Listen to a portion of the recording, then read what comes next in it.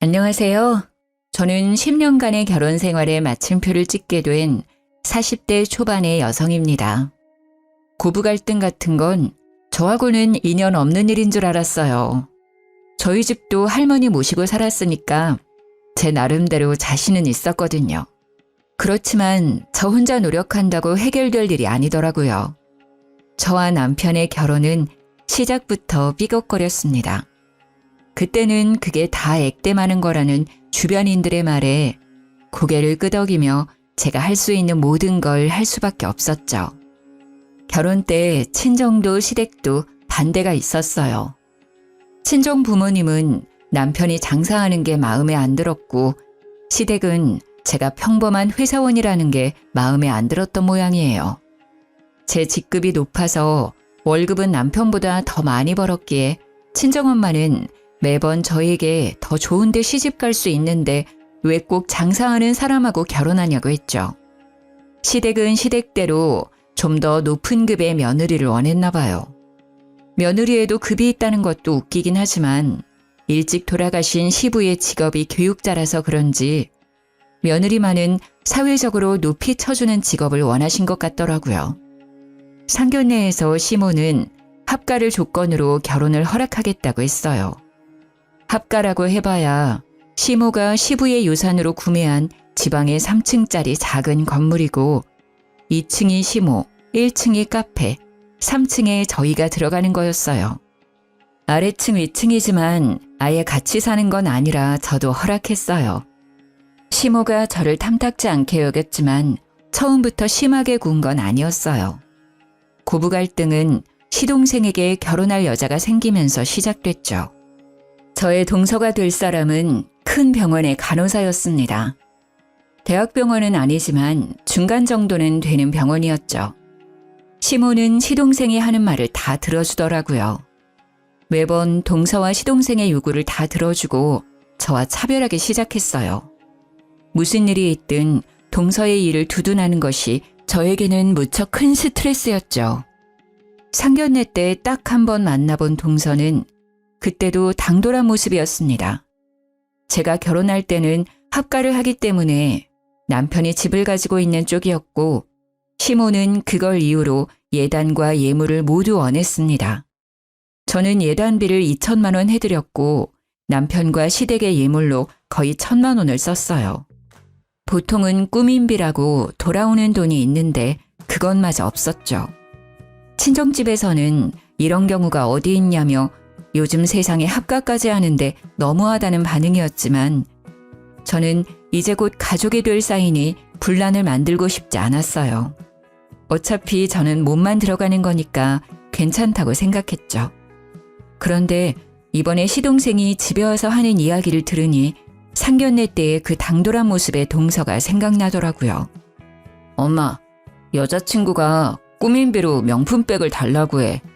혹시 해줄 수 있어? 명품백? 얼마짜리길래 이렇게 조심스럽게 물어봐?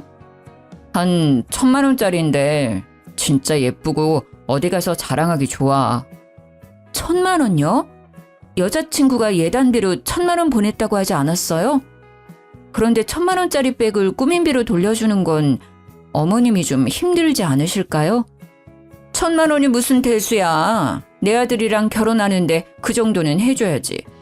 큰일하는 며느리한테 그 정도는 있어야 되지 않겠어?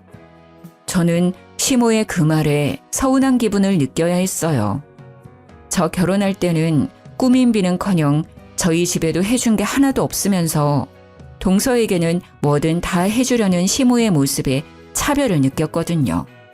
그래도 이해하려고 했어요. 상황이 다른 거고 우리는 우리대로 집에 대한 부담은 없으니까요. 그런데 그 뒤에 시동생의 입에서 나온 말은 저를 참을 수 없게 만들었어요. 그리고 엄마, 우리 이번에 신혼집은 병원 근처로 구할 건데 아파트 들어갈 때 돈 좀 보태줘. 우리는 아직 모아놓은 돈이 많이 없어서 엄마가 좀 해주면 좋을 것 같은데. 그래? 병원 근처면 우리 집 근처기도 하네. 그러면 내가 좀 도와줄게. 어머님, 진짜 집 구할 때 돈 해줄 거예요? 못할 건 뭐가 있니? 남자가 집도 없이 어떻게 결혼을 해? 어머님, 제가 참고 넘어가려고 했는데 이건 좀 아닌 것 같아서 말씀드릴게요. 저 시집 올 때 합가하라고 하면서 돈 한 푼도 저희한테 안 주신 거 아시죠? 게다가 저 결혼할 때 3천만 원 넘게 썼어요. 그래도 명품백은커녕 꾸민비도 못 받았고요. 그런데 도련님 결혼할 사람한테는 명품 가방도 주시고 집까지 해주신다고 하면 제가 기분이 좋지 않을 거 뻔히 아시잖아요. 넌 말 참 웃기게 한다. 그래서 네가 나한테 돈 맡겨놨니? 네가 뭔데 나한테 돈을 줬네 안 줬네 하는 거야. 너 결혼할 때도 내가 반대했는데 합가하는 조건으로 네가 결혼하기로 한 거잖아. 네가 그렇게 해도 좋다고 해놓고 왜 지금에 와서 그러는 건지 나는 도통 이해가 안 가는구나. 어머님, 그렇게 말씀하시면 안 되죠. 솔직히 어머님 수발 들면서 모시고 사는 사람은 우리잖아요. 고생은 저희가 다 하는데 눈에 띄게 저희 부부랑 도련님네 차별하시잖아요. 아니, 1,000만 원을 보내면서 꾸민비로 1,000만 원을 돌려달라는 건 무슨 심보예요? 도련님이 한번 말씀해 보세요. 네? 제가 결혼할 때 정장 한 벌 받으셨잖아요. 안 그래요? 시동생은 아무런 말도 못하고 있었고 시모의 얼굴은 귀신처럼 험악해졌어요. 그래도 어쩌겠어요. 저도 참을 대로 참았고 할 말은 해야겠다 싶었거든요. 너 정말 이기적이구나. 꼭 그렇게 시동생한테 매몰차게 굴어야겠어? 그래, 까놓고 이야기해보자. 네 동서될 사람이 너보다 대단해 보이니까 샘나니? 그래서 나한테 줬던 돈 아깝다고 이 난리인 거야? 그럼 너도 고만고만한 회사가 아니라 큰 회사에 다니지 그랬어? 대접받고 싶으면 그런 일을 하면 되는 일이야. 네 능력이 안 돼서 이 정도 취급받는 걸 왜 나한테 그러는 거야? 시모의 말에 저는 어이가 없었습니다. 제가 대기업이 아니라는 이유로, 능력이 없다는 이유로 제가 살아온 인생을 부정당하는 느낌이었거든요.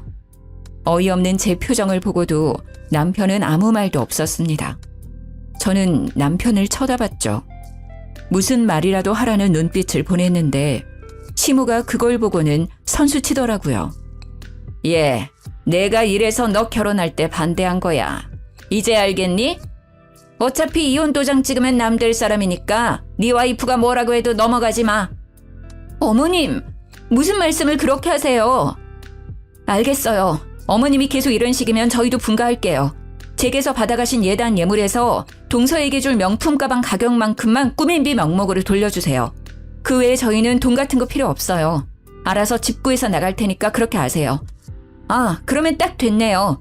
도련님이랑 동서될 사람 둘이서 저희 살고 있는 3층에 들어와 살면 되겠네요. 그쵸? 어차피 저 같은 사람보다 동서될 사람이 더 믿음직스럽지 않겠어요? 홍수, 그건 좀... 왜요? 저는 하고 있는데 와이프 고생시키고 싶지는 않으세요? 도련님도 너무하세요. 저는 무상으로 합가해서 열심히 수발드는데 대단하신 그분이 제가 하는 걸 못할 리가 없잖아요. 어머님도 저보다는 둘째 며느리가 수발드는 게 더 좋으신 것 같으니까요. 제 말에 시동생은 꿀먹은 벙어리가 됐어요. 시모는 저를 물끄러미 바라보더니 한숨을 푹 쉬더라고요. 분가는 절대 안 된다. 네가 맏며느리이고 합가를 조건으로 결혼한 건 엄연한 약속이야. 그러니 둘째가 말한 명품 가방이랑 집 구할 때 쓸 돈은 없던 걸로 해. 앞으로 둘째네 지원은 안 하는 걸로 약속하마. 결국 분가 이야기를 꺼내고서야 이야기는 일단락이 됐어요. 도련님 내에 지원이 없는 걸로 하고 나서야 제 마음도 풀렸거든요. 제가 못되게 군 것도 사실이기는 하지만 세상에 어느 며느리가 대놓고 차별하는데 가만히 있어요? 근데 이 이후에 남편의 행동이 더 가관이었어요. 저희가 3층으로 올라오자 남편이 대놓고 말하더군요. 당신 꼭 그렇게까지 해야 했어? 동생이 형수를 어떻게 생각하겠어? 자기들 결혼 파토내려고 작정한 사람이라고 생각할 거 아니야. 생각 좀 하고 말해. 그리고 엄마 말이 구구절절 다 맞잖아. 그 돈이 당신 돈도 아니고 엄마가 엄마 돈 마음대로 쓰겠다는데 당신 왜 이래라 저래라 난린데. 그래서 당신 그 자리에서 한마디도 안 했어? 웃기지도 않아. 내가 왜 화를 냈는지 몰라서 나한테 화내는 거야? 딱 봐도 차별하시는 게 눈에 보이는데 어떻게 화를 안 내고 넘어가? 게다가 당신은 동생네가 다 가져가는 게 화나지도 않아? 아니, 화는 안 내도 그게 부당하다는 생각 정도는 해야지. 내가 어머님한테 무슨 일 있을 때마다 매번 불려가서 일 처리해주는 거 알지? 며느리이자 같은 집에서 살기 때문에 가능한 거야. 나도 분가하면 그 짓거리 안 해도 상관없지. 그때는 자기가 해야 하는 거니까. 나한테 대리효도 시켜놓고 뭐? 고맙다고 해도 모자랄 판에 나한테 화를 냈다 이거지? 아니, 그건 고맙게 생각하고 있지. 그치만 그건 그거고 이건 이거지. 당신은 그게 문제야. 당신이 제일 잘나고 당신이 제일 힘들다고 생각하는 거. 당신보다 대단한 사람 널리고 널렸어. 자기가 아무리 회사에서 잘 나가는 사람이라도 우리 집에서는 가족의 일원으로 며느리답게 행동해야 하는 거야. 어째서 그런 기본적인 일조차 모르는 건데? 회사에서 그런 건 안 가르쳐줘? 어? 지금 말 다 했어? 내가 언제 나 잘났다고 했어? 부자 하니까 사람을 우습게 알고 당신 해야 할 일을 내가 해주니까 그게 당연한 줄 알지? 알았어. 당신이 그렇게 생각하는 거 보니 나도 이제 어머님 모시는 일 안 할게. 당신이 더 잘한다는데 못하는 나한테 맡겨? 며느리답게 행동하라고? 그럼 며느리 대접을 좀 하라고 말씀드려줄래? 어이가 없어서. 내가 시댁 들어와서 살고 있으니까 네가 대단한 사람이라고 생각하나 본데 나도 우리 집 가면 귀한 딸이야. 이런 집에서 이런 대접받을 사람 아니라고. 열받은 제가 시댁과 관련된 모든 일을 스톱하고 나서야 남편은 제게 사과를 했어요. 하지만 이미 제 마음속에는 남편이 제 편이라는 철석 같은 믿음이 사라졌죠. 누가 이런 놈을 내 편이라고 믿겠어요? 이날 진짜 남편이 왜 남의 편인지를 알게 됐죠. 이상하게도 남편은 시댁 식구들이 있을 때나 시댁과 관련된 일이면 항상 저를 무시하거나 까내리는 말을 많이 했었거든요. 그게 무엇 때문인지를 알 수 없는 저는 내내 꺼림칙한 마음으로 답답함만 늘어갔었죠. 그렇게 시댁과의 골은 한 번 생기니 좀처럼 사라지질 않더라고요. 그리고 대망의 이혼 결심의 날이 다가왔어요. 시동생이 결혼하고 3년째가 되던 명절이었어요. 설날을 맞이하는 저희 시댁은 분주했어요. 설 바로 전날에 제사가 하나 있었거든요. 그날에 모여서 전을 부치고 준비를 해야 하는데 연차를 쓰기가 힘들었어요. 그렇지만 맏며느리이기도 하고 이런 일에는 오해가 생길 일이 많으니 최대한 참석하려고 노력했죠. 다른 직원에게 황금 연휴 연차를 양보하겠다고 하고 아침부터 저는 전을 부치러 내려갔죠. 그런데 내려가니 어머님만 덩그러니 있더라고요. 어제 장을 보러 가야 했는데 제가 연차를 쓰기 위해 무리하게 야근을 하는 바람에 못 갔거든요. 미리 이야기해두어서 동서가 장을 봐왔을 거라고 생각했는데 장을 봐두지 않았더라고요. 어머님, 어제 장 안 보셨어요? 그래, 네가 없는데 어떻게 장을 보러 가니? 저 야근이라서 일해야 하니 동서랑 같이 갔다 오시라고 말씀드렸잖아요. 동서한테도 연락해놨는데. 어제는 둘째도 바쁘다고 해서 오지 말라고 했다. 그렇다고 나 혼자 갈 수도 없고. 일단 장부터 보고 오자. 재료 손질해놓고 손 가는 것만 대충 해놓으면 내일 제사 지내기 전에 음식하기는 쉽겠지. 전만 오늘 붙여놓으면 되지 않겠니? 그럼 동서 오면 같이 가요. 이제 곧 올 시간이잖아요. 네 동서는 오늘 못 온다고 연락 왔다. 일하느라 바쁘다고 하는데 오지 말라고 했어. 어머님, 동서 이 집 식구 된 지 벌써 3년째예요. 어떻게 매번 제삿날만 되면 못 온다고 해요? 진짜로 일 있어서 못 오는 거 맞아요? 넌 꼭 말을 그런 식으로 해야겠니? 바쁘겠지. 큰 병원 간호사가 얼마나 바쁘겠어. 네가 이럴 때는 이해 좀 하고 넘어가. 괜히 트집 잡지 말고. 그럴수록 너 텃세 부리는 거로 보여. 아, 그럼 내일은 몇 시쯤 온대요? 일 끝나면 6시니까 7시면 오겠죠? 오늘 제사 음식 끝내놓고 내일 설 명절 음식 새로 해요. 7시쯤 동서 오면 같이 준비하면 되겠네요. 아니야, 네 동서 이번 설에는 좀 많이 바쁘대. 네? 그게 무슨 말이에요? 제사랑 명절 때 네 동서 안 온다는 말이야. 아니, 병원에서 여기까지 차 타고 겨우 10분이에요. 동서네 집에서는 15분밖에 안 되고요. 저녁 먹고 잠시 와도 될 거리밖에 안 되는데 왜 못 와요? 바쁘면 그럴 수도 있지. 뭘 그렇게 화를 내? 일부러 못 온다니?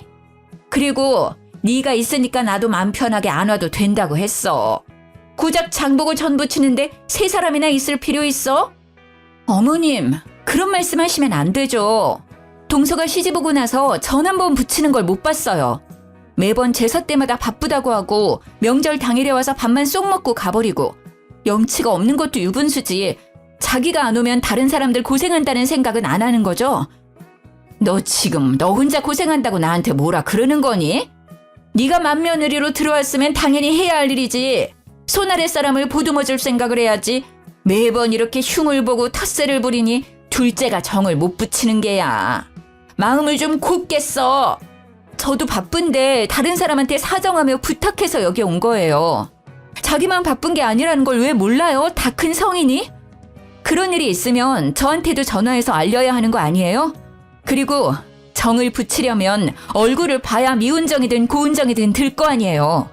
어떻게 제삿날 얼굴 한 번을 못 봐요? 그리고 제가 고생하는 거 알고 계시면서 어머님은 어떻게 동서한테 마음 편히 오지 마라는 말을 하실 수 있으세요? 그럼 어떡하니? 일을 못 뺀다는 애를 강제로 어떻게 오게 해? 정 그렇게 둘째를 오게 하고 싶으면 네가 하든지. 결국 제사 음식 준비는 제가 다 했어요.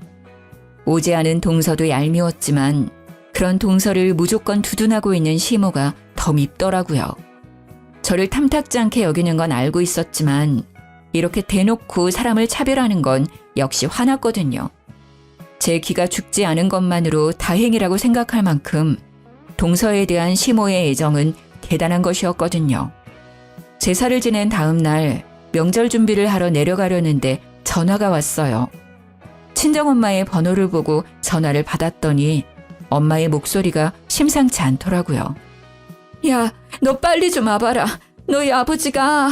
아유... 말을 잇지 못하고 흐느끼기만 하는 엄마의 목소리에 저도 놀랐어요. 엄마, 무슨 일인데?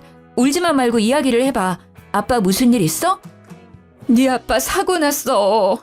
교통사고가 크게 나서 지금 수술실에 들어갔어. 지금 엄마 혼자 여기 있는데 너무 무섭고 몸이 후들거려서. 저는 눈앞이 캄캄해지는 걸 느꼈어요. 수술이라니 그만큼 큰 사고라는 걸 뜻하니까요. 게다가 흔들리는 친정엄마의 목소리가 너무 불안해 보여서 빨리 병원으로 가보기로 했어요. 엄마, 주소 좀 보내. 내가 그리로 지금 당장 갈게. 전화를 끊고 나서 저는 아직 누워서 꿈틀거리는 남편에게 말했어요. 나 잠깐 나갔다 올게. 우리 아버지 병원에 계시나 봐. 잠깐 상황 좀 보고 올 테니까. 제사는 저녁에 지내는 거고 밑준비나 전부치기는 끝내놓았으니 오전 중에 잠시 갔다 오면 될 거라는 생각으로 가볍게 말해두고 나왔어요. 친정엄마가 준 병원 주소는 하필 동서가 일하는 병원이었어요. 수술실을 물어 찾아가니 친정엄마가 그 앞에서 덜덜 떨며 수술실 문만 바라보고 있더라고요. 그 모습이 안쓰러워 다가가서 안아주었는데 엄마가 말을 제대로 못하더라고요. 워낙에 마음이 여린 분이신데 아버지가 크게 다치셨으니 너무 놀라 그럴 수도 있겠다 싶은 마음에 동서가 오늘 일한다고 했으니 동서에게 물어보기로 했어요. 아무래도 비전문가인 우리보다야 잘 알 테니까요. 그래서 간호사들이 모여있는 간호데스크를 찾아갔어요. 저기, 안녕하세요. 혹시 이하나라는 간호사가 어디에 있는지 알 수 있을까요? 이하나 간호사요? 혹시 무슨 일 때문에 찾으시는지 여쭤봐도 될까요? 아, 저는 이하나 간호사 친척인데요. 저희 아버지가 교통사고로 수술방에 들어가 있는데 상태가 어떤지 물어보려고 찾아왔어요. 제 얼굴 보면 알 텐데. 아, 그러셨어요. 그런데 어쩌죠? 오늘 이하나 간호사 연차 쓰고 쉬는 날이에요. 여기에는 없으니 전화해서 한번 물어보세요. 전화번호는 아시죠? 아, 네, 알고 있어요. 아, 전화부터 하면 되는 걸. 저도 정신이 없어서 여기부터 찾아왔네요. 고마워요. 그렇게 말하고 돌아선 저는 찜찜한 생각에 좀처럼 자리를 뜰 수 없었어요. 오늘까지 분명히 일을 한다고 했던 동서가 연차를 쓰고 오늘 출근을 안 했다는 게 거슬렸거든요. 거짓말을 하고 도대체 어디로 갔을까 하고 생각하던 찰나 뒤에서 간호사들끼리 모여서 하는 이야기가 들리더라고요. 하나쌤, 오늘 친정 간다고 하지 않았어? 응, 친정 간다고 어제부터 완전 신나 있었지. 진짜 부럽다. 잘들 봐도 시집은 이쌤처럼 가야 하는 거야. 봐, 1,000만 원쯤 되는 명품 가방에 명절에 친정까지 가게 해주는 시어머니가 세상에 어딨어. 정말 모든 여자들이 원하는 결혼이 이거지. 진짜? 이쌤 정말 남자 잘 잡았네. 남자가 그렇게 쫓아다녔다면서? 남자 집도 꽤 잘 산다고 하던데. 완전 좋겠다. 간호사들끼리 하는 그 이야기를 옆에서 듣고 있던 저는 순식간에 화가 머리 끝까지 오르는 것이 느껴졌어요. 저한테 모든 일을 맡기고 연차 쓰고 친정 간 동서도 사주지 않겠다고 했던 명품백을 사준 시모도 시댁 식구들 일이라면 제 탓부터 하고 보는 남편도 모든 게 진절머리가 나더라고요. 싹 다 갈아엎어버리고 싶을 만큼요. 열이 받아 어떻게 이 인간들에게 복수할까 하고 생각하는 찰나 시모에게서 전화가 왔더라고요. 얘, 너 오늘 제삿날인 거 모르니? 생각이 있는 애야 없는 애야? 지금 일도 안 하고 어디 가서 자빠져 놀고 있는 거야? 빨리 집으로 와서 제사 음식 마저 만들어. 어머님, 친정아버지 교통사고 나서 지금 병원 와 있어요. 지금 수술 들어가셔서 상황 보고 갈게요. 어차피 수술 들어가면 수술하는데 시간 걸리잖아. 그 시간에 집에 와서 음식 해놓고 가. 그리고 사부인이 거기 계실 텐데 너는 왜 갔어? 사부인이 다 알아서 하실 테니까 너는 거기서 농땡이 피울 생각하지 말고 제사상이나 차리러 와. 넌 시집을 와놓고는 아직까지 친정 챙기면 어떡하니? 그러니까요. 시집을 온 주제에 제삿날이며 명절날에 꼭 친정에 가는 동서한테도 그 이야기 들려주세요. 뭐? 무슨 소리 하는 거야? 걔는 오늘 일한대. 그래서 못 온다니까? 지금 저한테 거짓말 하시는 거예요? 진짜 어이가 없어서. 저 지금 동서병원이에요. 아버지 상태가 심해서 이 큰 병원까지 왔는데 세상에 동서가 연차 쓰고 친정 갔다네요. 그것도 시어머니가 그렇게 하라고 했다는데 그럼 3년 내내 어머님이 동서 집에 보내주신 거예요? 그래놓고 친정아버지 아파서 수술실 들어간 저한테는 당신네들 제사 허드렛일 해주러 오라고요? 내가 왜요? 내가 왜 가야 되는데요? 너는 맏며느리잖니. 네가 없으면 제사를 어떻게 지내? 맏며느리는 그 집 귀신이 돼야 하는 법이야. 너한테는 친정보다 시댁이 우선이 돼야지. 맏며느리 취급도 안 하면서 맏며느리요? 다 필요 없고요. 저 안 가요. 오늘 제사상 어머님이 차리든 남편이 차리든 누구든 차리라고 하세요. 저는 뭐라고 말하는 시모의 전화를 신경질적으로 끊어버렸어요. 화가 나서 씩씩거리다가 갑자기 그런 생각이 들었어요. 안 해주겠다던 명품 가방을 해줬다면 지금 동서가 살고 있는 그 집도 시모가 돈을 보태줬지 않을까 하고요. 아닐 거라고 생각하면서도 마음이 계속 그 생각만 들더라고요. 다 해주고도 나한테 비밀로 한 거라면 집도 똑같이 해줬을 테니까요. 아버지 수술이 끝나고 친정엄마의 상태도 괜찮아졌어요. 저는 엄마가 먹을 만한 걸 사오겠다는 핑계로 병원 밖으로 나왔어요. 그리고 그 길로 동서가 사는 아파트 입구의 부동산으로 향했어요. 동서가 신혼집으로 들어간 뒤 계약할 때 공인중개사가 너무 좋았다는 말을 듣고 저도 명함을 받아놓은 적이 있었거든요. 이름이 특이해서 기억에 남았어요. 저는 집을 보는 것처럼 해서 그 부동산으로 들어갔어요. 안녕하세요. 아파트 좀 알아보려고 하는데요. 직접 들어가 볼 건 아니고 요즘 시세만 좀 알아보고 싶은데 괜찮을까요? 그럼요. 들어오세요. 네, 이 아파트 사려면 역시 대출을 껴야겠죠? 비싸서 대출 안 하고 사는 건 어려워 보여서요. 그래도 대출 없이 사가는 분들도 계시죠. 저 김성현이라고 여기서 계약한 사람이 저희 시동생인데요. 사장님이 잘해주셨다고 해서 저도 이쪽으로 온 거거든요. 아, 그분 기억납니다. 시간이 지났어도 잊지 못하죠. 시어머니가 같이 와서 계약할 때 현금을 주고 가시더라고요. 그런 상황이 저도 처음이어서 신기하게 생각했죠. 송금을 할 텐데 현금을 뽑아서 가지고 오는 일은 잘 없거든요. 결국 시모가 동서의 집까지 지원해줬다는 걸 알게 된 저는 분노와 화로 얼굴이 달아오르는 것이 느껴졌어요. 저와 동서를 차별하는 시모의 행동이 치를 떨 만큼 역겹고 짜증났으니까요.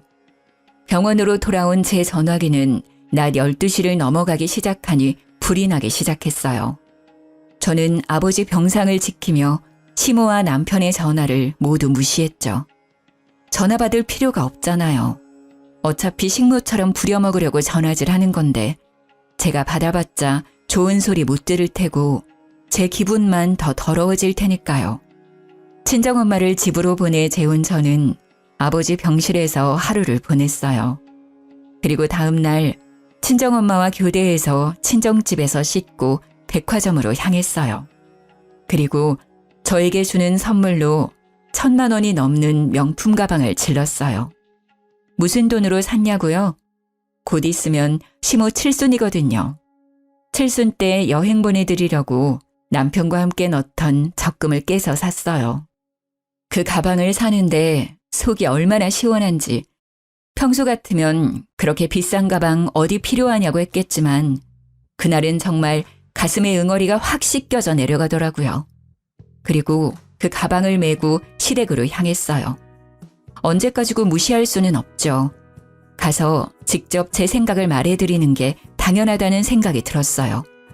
시댁에 들어가자 남편이 불같이 화를 내며 제게 따지더라고요. 당신 도대체 어디 갔다 온 거야? 제사며 명절 차리며 다 무시하고 잠깐 나갔다가 온다더니 하루 종일 전화도 안 받고 아예 외박까지.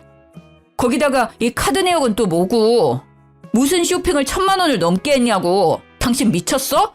그 돈이 어떤 돈인지 알면서 쓴 거야? 그래, 그 돈이 어떤 돈인지 잘 알고 썼다. 왜? 당당한 제 모습에 남편은 당황한 건지 기가 찬 건지 말을 못 하더라고요. 시어머니 칠순 때 여행 보내드리려고 모은 통장이잖아. 근데 이제 그거 필요 없게 돼서 내가 썼어. 그리고 내가 어제 왜 제사 명절 참석 못하는지 어머니한테 자세히 말씀드렸는데 못 들었나 봐? 뭐?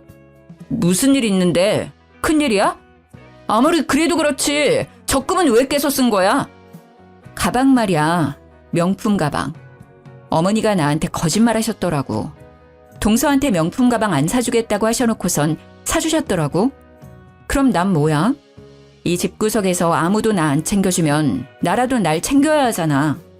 그래서 나한테 명품 가방 선물했어. 어차피 어머니 칠수는 여행 안 보내드릴 거거든. 명품 가방? 설마 그런 이유 때문에 그 돈을 다 쓴 거야? 동생이잖아. 이해 좀 해. 왜 당신은 매번 동서 이야기만 나오면 혼자 자폭이야. 자격지심이라고. 열등감 가져서 이렇게 행동하는 거야. 열등감? 가짜는 소리 하고 있네. 누가 누구한테 열등감을 가져? 웃기고 있네.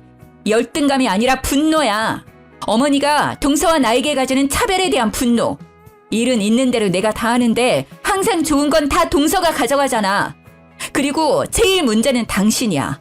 와이프가 이런 부당한 대우를 당하고 있는데도 와이프 탓만 하는 당신.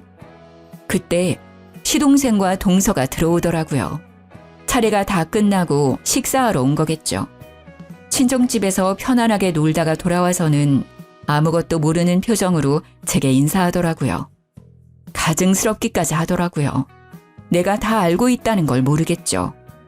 동서 왔네? 잘 왔어. 친정아버지 어제부터 입원해 있거든. 동선의 병원에. 그래서 오늘은 동서가 뒷정리해줘. 형수님, 제사상 차리고 치우는 거 힘든 거 알고 있는데 꼭 힘들게 일하고 온 사람한테 일을 시켜야 속 편하겠어요? 힘들게 일을 하고 왔어요? 어디서요? 이상하네요. 저희 아버지 동선의 병원에 입원했는데 동선은 연차 쓰고 친정 갔다고 하더라고요. 혹시 동명이인일까요?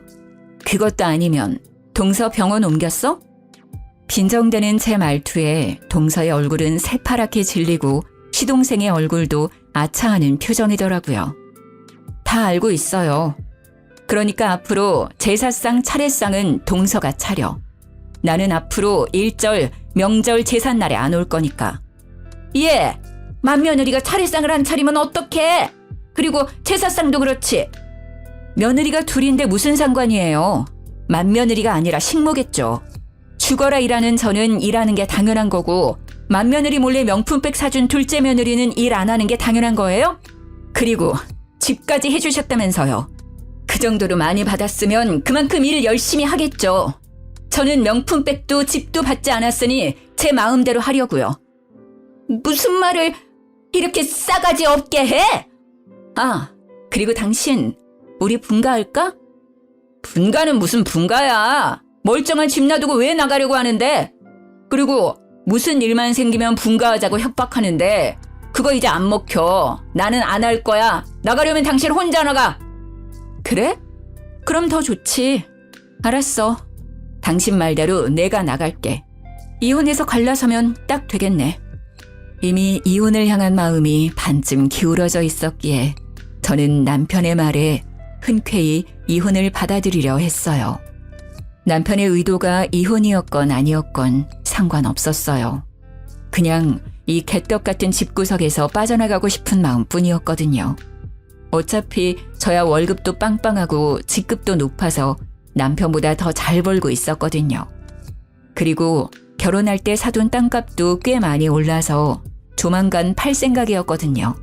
그 땅값이면 저랑 딸 둘이 살 집 정도는 충분히 마련할 수 있거든요.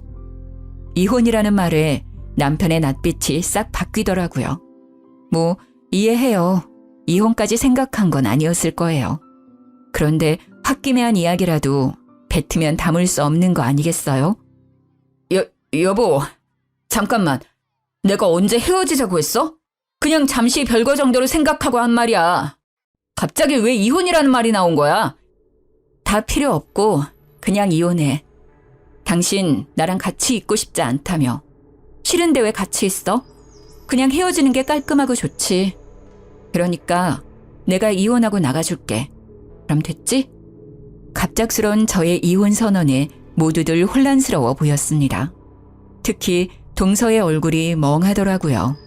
저는 콕 집어 동서에게 친절하게 말해줬어요. 나 이혼하면 동서가 3층에 들어와서 살면 되겠네. 딱 좋겠어. 어머니도 동서 그렇게 좋아하는데 얼마나 잘해주시겠어. 어머니도 능력 있는 동서가 봐주시는 게 좋잖아요. 안 그래요? 여보, 제발 그런 말 하지 마. 당신이 왜 나가? 이렇게 한번 싸운 걸로 이혼 이야기 나오는 건 좀 너무한 거 아니야? 일단 진정하고 마음을 가라앉힌 뒤에 다시 이야기해보자. 한번 싸운 거라고? 당신이 매번 시댁 식구들 앞에서 낚아내리는 거 참는 것도 이제는 한계야. 막말로 내가 당신보다 돈 더 잘 버는 것도 사실이고 당신보다 능력 좋은 것도 사실이잖아. 그러니까 애는 내가 데려갈게. 어차피 당신이 데려가봐야 친권 양육권 뺏길걸?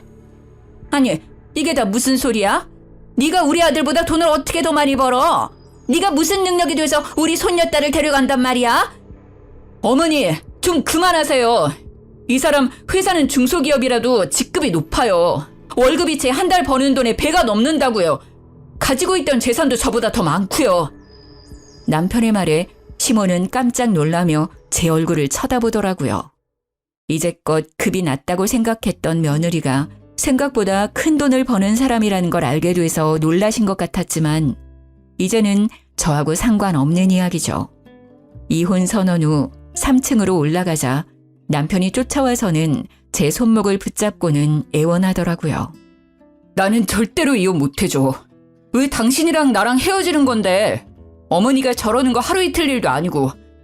동생네는 내가 앞으로 단속 잘할게. 이혼 이야기 꺼내지도 마. 나 진짜 궁금해서 그러는데 당신 왜 시댁 식구들이랑 있으면 나를 그렇게 모자란 사람처럼 만들었어? 이상하게 나만 못 살게 군 이유가 뭐야? 그건 자기가 너무 잘 나가니까. 내가 밖에서는 항상 당신 들러리 같은 존재라 집에서만큼은 주인이고 싶었다고. 남편의 말에 비웃음도 나오지 않았어요. 들러리 같은 존재. 자신의 자격지심으로 이제껏 저를 괴롭히고 고부 갈등에도 아무런 방어를 해주지 않았다는 게 괘씸하고 열받았지만 이것도 이제는 끝인 거죠. 그래, 마누라 까내리고 얻은 그 자존감 오늘까지겠네. 당신이 그러지만 않았어도 내가 버는 돈은 다 자기 거였어. 넌 줄 한 번 잘못 서는 바람에 다 날아가게 생긴 거라고. 다 됐고 어머니랑 살면서 우리 애한테 줄 양육비나 까먹지 말고 잘 챙겨. 내가 당신보다 잘 산다 해도 양육비는 내가 아니라 당신이 딸한테 보내는 거니까. 그 정도 아빠 노릇은 잘할 거라고 생각할게. 망연자실한 표정의 남편에게 저는 마지막 한 방을 때려줬어요. 그리고 내가 시어머니랑 동서 때문에 자기랑 이혼하는 거라고 착각하는 것 같은데 아니야. 내가 이혼을 택한 이유 중에 50%는 당신 때문이거든? 힘들 때 도와주기는커녕 내 탓으로 돌리고 당신 위해서 한 일들을 욕심 많은 여자로 치부한 당신 탓. 저는 애를 데리고 그날부로 친정으로 돌아왔어요. 제 명의의 땅을 팔아서 소형 아파트를 샀고 친정 근처에 집을 사서 육아도 친정 부모님과 같이 하고 있어요. 그 뒤로 남편과는 이혼 이야기가 아니면 연락을 끊고 살았어요. 그러다가 한번 시모를 만난 적이 있었어요. 이혼 후 첫 추석 연휴 때 백화점에서 마주쳤죠. 저는 딸이랑 친정엄마 모시고 백화점에서 쇼핑을 하고 있었어요. 아버지 일로 고생한 엄마에게 옷 한 벌 사드리려고요. 집에서 쉬고 계신 아버지가 좋아하는 디저트를 사러 식품관에 갔다가 시모를 딱 마주쳤어요. 그 얄미운 얼굴을 보니 생각이 나더라고요. 시모의 생일이 추석 연휴 근처였거든요. 안녕하셨어요? 장 보러 오셨나 봐요?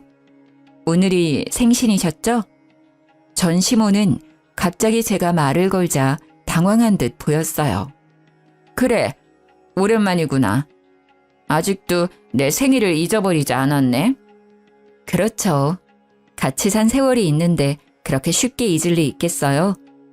동서는 같이 안 온 걸 보니 여전히 바쁜 모양이에요. 혼자서 장 보시는 거 싫어하시면서. 동서 이야기에 시모의 얼굴이 싹 굳어지더니 그렇게 귀해하던 동서의 욕을 하기 시작하더라고요. 그년 이야기는 꺼내지 마라.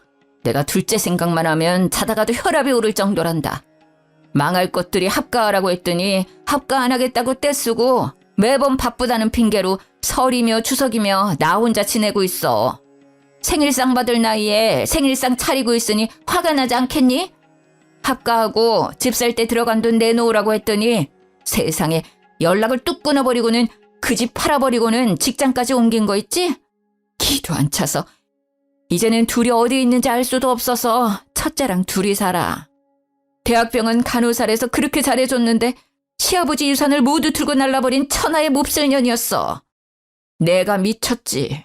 그런 년을 며느리라고 들인 내가 미친 거야. 게다가 둘째는 그년한테 완전히 빠져가지고는 결국 제가 예상한 대로 됐더라고요. 합가는 안 할 거라고 생각했어요. 그런데 집도 팔고 직장까지 옮겼다는 이야기에는 저도 너무 놀랐어요. 그 정도로 싫었을까요? 하긴 제가 없으면 시모의 그 성격을 모조리 다 받아줬어야 했을 텐데 그걸 감당이나 할 수 있었겠어요? 솔직히 돈을 다 가져간 건 너무했다고 생각하지만 그렇게 차별하더니 고소하다는 생각만 들었어요. 제가 나쁜 년이 된 것 같지만 어쩌겠어요? 나를 이렇게 만든 사람도 그 집 사람들 때문인데. 그러셨어요? 사정이 참 딱하게 됐네요. 그렇게 돈 가지고 나르면 찾기 힘들지 않을까요?